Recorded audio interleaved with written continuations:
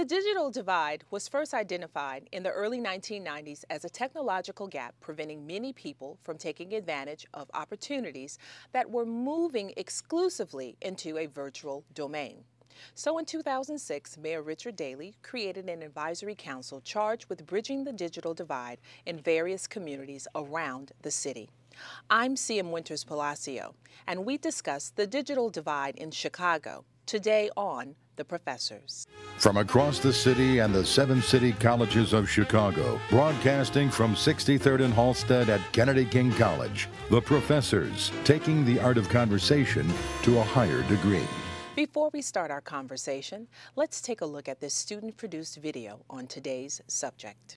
I didn't know how to do an email, and I've learned to do a lot within computers. In 2009, Sharon Bryant signed up for a computer course at CHA Development. The former Dearborn's Homes resident picked up enough skills to land a job, which allowed her to move out of the CHA housing and into her own apartment.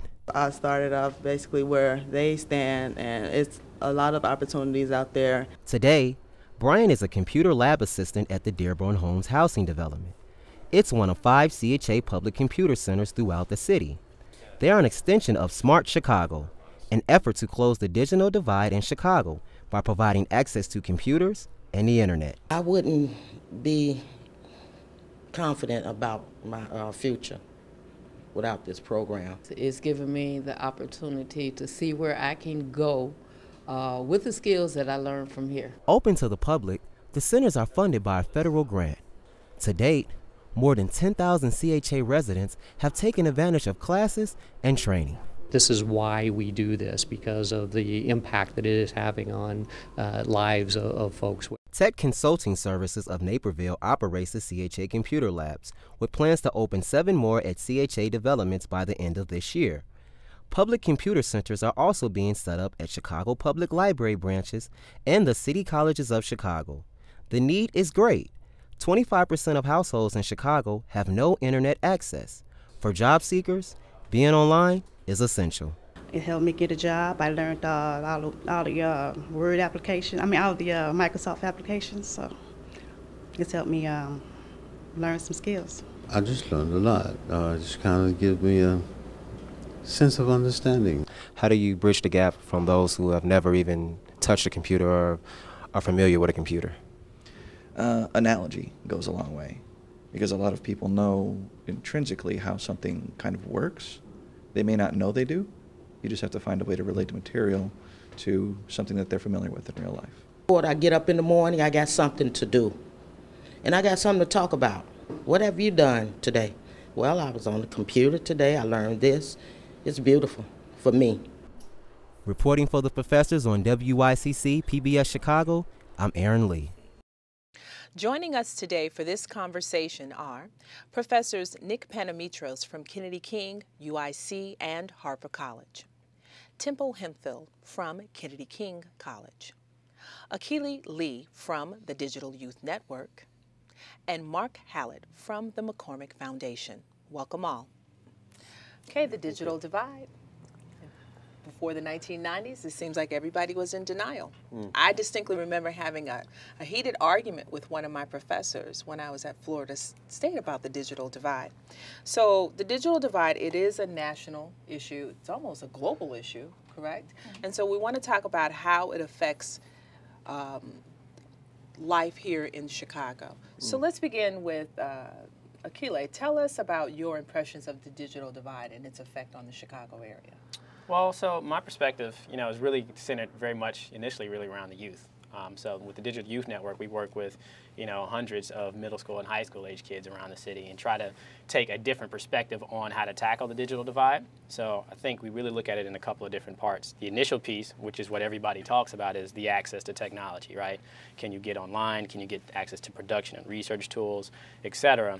But there's a whole other question there. I think that with computing resources becoming so much more inexpensive, in recent years, that's a problem that is being addressed and can be addressed. Nowhere near, being the point where it's solved yet. But we need to be thinking about that second step as well, to say when our communities do have that access, how do we actually know how to empower the youth and the adults as well to really understand how to take advantage of it. So, we work with youth to really build what we feel are communication skills and literacy skills through technology. But it plays out in creative work. So we'll go into schools, into libraries and community centers to not only help get them access to it, but work with them to understand, how are they creating messages that, how do they get those messages out to broader communities.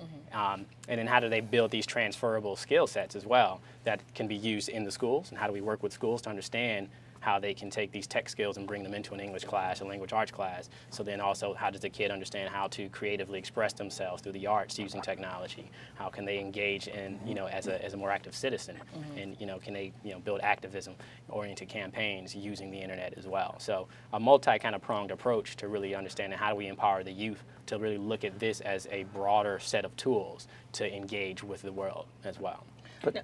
And to add to that, here at the city colleges, I know we have more classrooms are being equipped with smart rooms, and if your classroom doesn't have a smart room, you are still able to request equipment, and the projector and internet and the computer and what have you. And so there's really a push to integrate in classroom planning internet use, and so I think that's a good thing that we're pushing here at the city colleges. If I can, yeah, there seems to be two things going on though. I mean, you have that where you have the youth, but then you also have it's probably going to be a one-time phenomena with digital information being new, that we have a lot of older folks that are in their 50s, 60s, and older that, don't have a clue of what the internet or what digital information, how it can help facilitate, improve your life. And it seems as though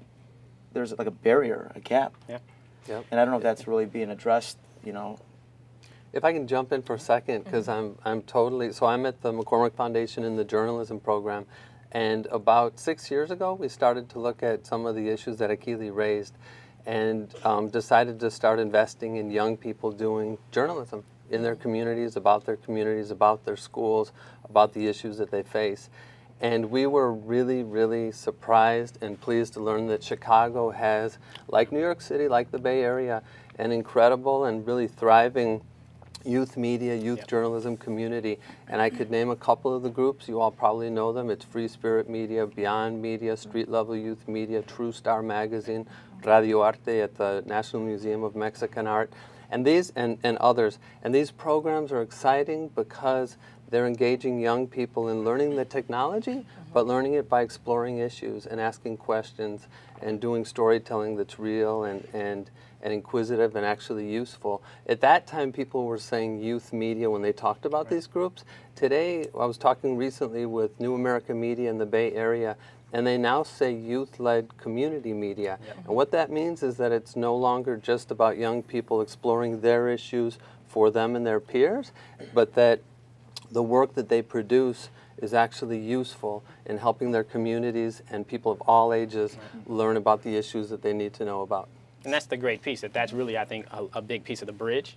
So we work also in a lot of schools who've tried doing one-to-one computing, where the kids can have their own laptop or tablet to take home. And oftentimes, that's also the first machine that's in that household as well. So really the youth, I think through the schools and through a lot of these media arts programs, become really the conduit also to really work with those grandparents, those parents, to really help them understand how they can use the technology in unique ways. So letting the youth actually lead the initiative in many senses and really being that catalyst in the household, I think is one approach. Well, I know we talked about the importance of access to resources, and that initially when there were platforms to address digital divide, that seemed to have been the tunnel vision. That was the focus. Well, everybody just doesn't have access to the resources, and people still do not have access to resources. So I want to put that on the table real quick. But in addition to access, there are also issues that go beyond the person's control, which is the bandwidth. So how do we address, or how does that affect the Chicago area, in your opinions? Well, I'd like to ask a question. Isn't there a city or somewhere in the United States where internet's provided free? Well, I'm gonna be honest with you. I was just in Arizona Arizona, and I was in the airport, and I was surprised that I could just pick up a signal. Right. And I was like, shouldn't this be? That's what I'm saying. Shouldn't this always be that way? Yeah, there was a city that tried it, and I know Google was working on some partnerships with a few cities to try to actually figure out that. And Daley, actually, I believe, Mayor Daley did try for a while to actually get an initiative in a certain area where you can get free Wi-Fi. It's a technology called WiMAX, which makes it a lot easier to kind of have. What happened with that initiative? Well, I think it's going to be a very political thing, but then you're kind of cutting in on the providers at that point too. So I think you got to think around the politics of now competing with the internet service providers at that point as well. Let's talk about the politics behind the digital divide. Okay. The politics behind the digital divide. I'll be honest with you. A lot of times when I sit at this table and I have these conversations, I am really never coming from an expert point of view. I'm always coming from I'm sitting at home watching the TV, and this is my reaction to it. In a general sense, I really feel that there are some issues are not resolved because there's just too much politics behind it. It's perhaps perhaps Oprah of me to say that there's just not enough love at the table, because when there are issues that need to be solved, there are enough resources to solve it. Why aren't we just solve it? The digital divide issues, there's issues with access, so why aren't we distributing those resources to those students or to those families that needs those resources? If there's an issue of the bandwidth, then why aren't we just making it happen? Well, I mean, you started off the conversation really talking about this really, bubbling up in the 90s, right? So we're now in 2012, and I think right, and that's what I'm saying. My patience has completely waned. This has been going on since the 90s. Well, and I was going to say that, so that should transition to us actually looking at, so Mayor Daley did try to do, some of that, but, right now we're actually seeing a lot more happening, I think, and Chicago is trying to be a model for how some different municipalities can actually take up, focusing on certain communities. So they did identify these digital excellence communities here, and as a part of some money related to federal grants, coming in, they have a Smart Communities initiative in Chicago. Is that part of the BTOP grant? Yes, it's part of the BTOP grant. So they are, and they're working right now with, at all levels, really engaging small businesses in these communities, creating, more access points. Our program actually partners with them as well to provide after-school and in-school programs for youth as well around technology. So really looking at that multi-pronged approach in specific cities and giving those concentrated interventions that are not just around, say, put a computer or even broadband in front of somebody and then assume that now everything is going to be solved. So I think you have a good example of some positive efforts that are taking place now, but you're right in the sense that we're 2012 and now just starting to see it in that concentrated space come to fruition. Now, and just for the record, I want to clarify what BTOP stands for our viewers from home. It's the Broadband Technology Opportunities Program, right? It's a grant that the city was awarded, and it's almost $9 million. I know City College of Chicago is one of the partners in that grant. Some of CCC's, either their computer labs or their libraries, specifically I know the library at Malcolm X College will serve as a BTOP site. So that does help address the issue. We have one here. And you have at Kennedy King as well. But I guess... let me just say one thing about the politics. You said the politics. I had mentioned older folks.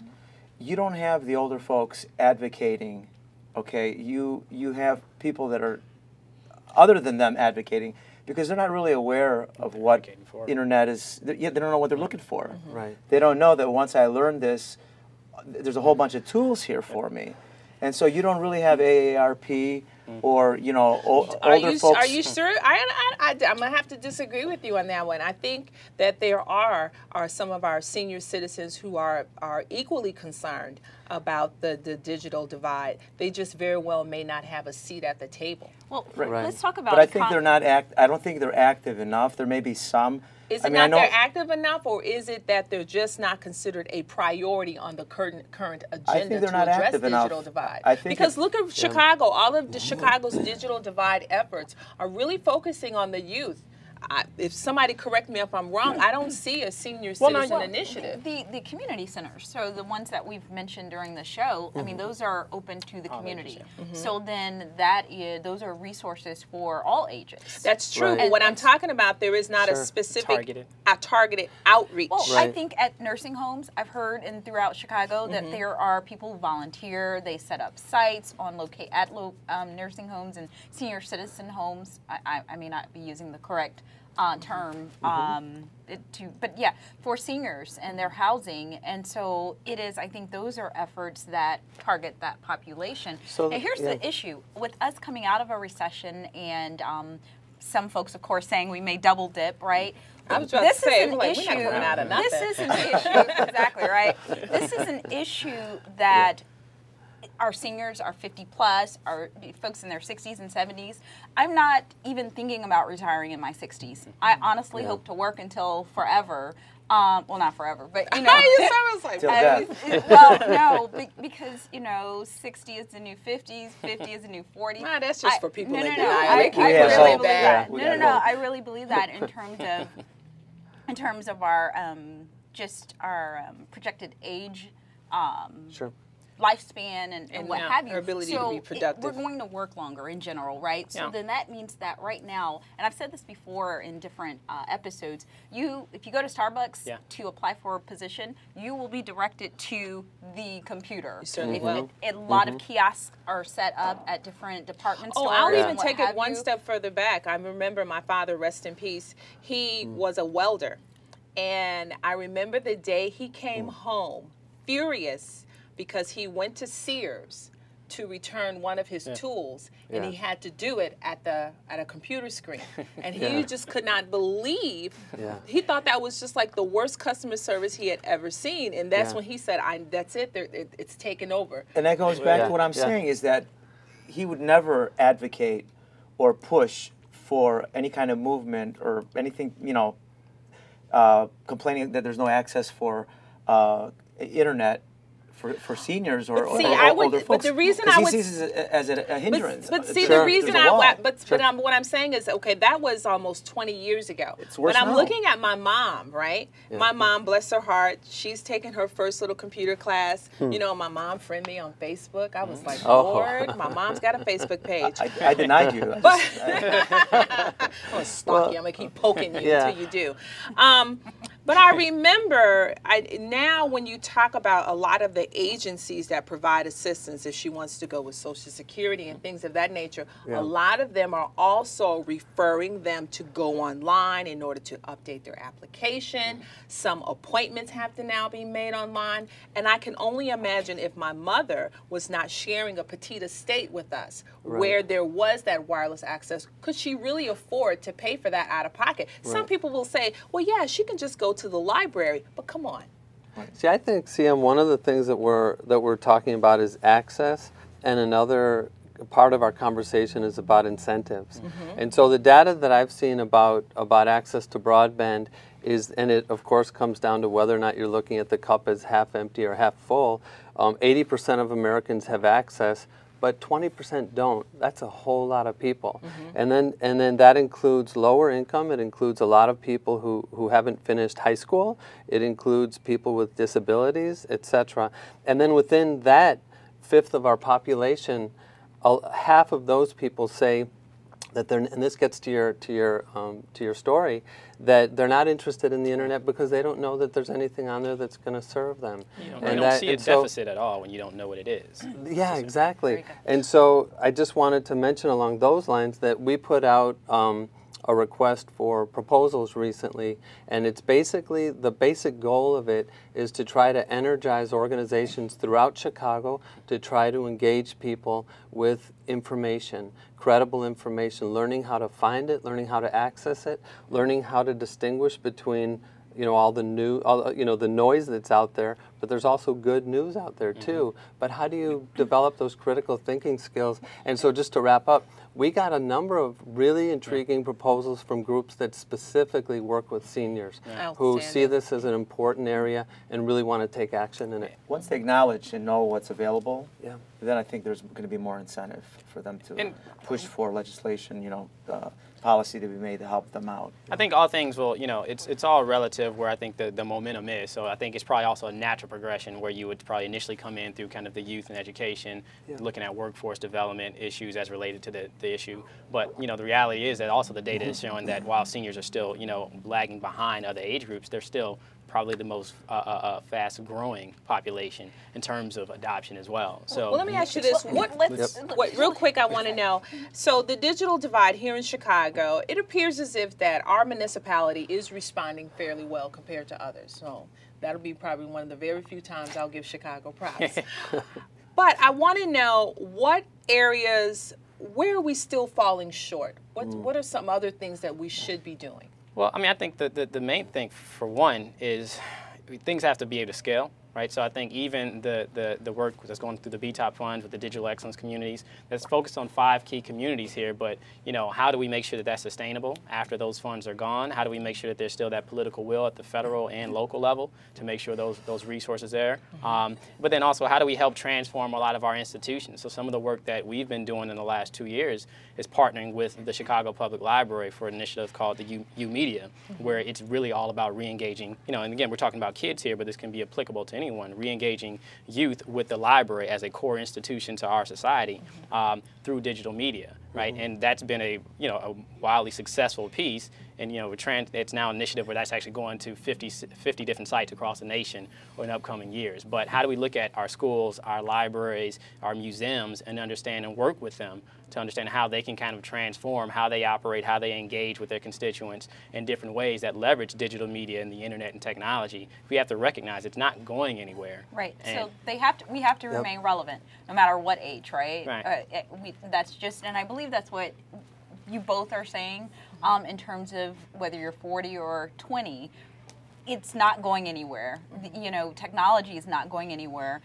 In the early 90s, as we've talked about it's before just the show, becoming more pervasive. We were just really getting started with, you know, Hotmail and Yahoo and what have you. Now it's and this is so new too. I mean, this is a one. And let's go into our final thoughts. Right, and this is a new area. So, you know, 30 years from now, we probably won't be talking about this because all the kids right now that are in school have had it since, you know, preschool and have grown up with it, and it's going to be part of the culture. Chips, that's what we'll be It'll be something else, but it won't be this. So this is a one-time phenomena that we have to contend and deal with. We have to deal with our seniors, our older folks that never had access to computers, and of course the ones that are in between that are. If I can jump in, because let's go into our final thoughts. Actually, go ahead. Definitely. I would, and I've been to Harold Washington Library and seen the U Media Center that.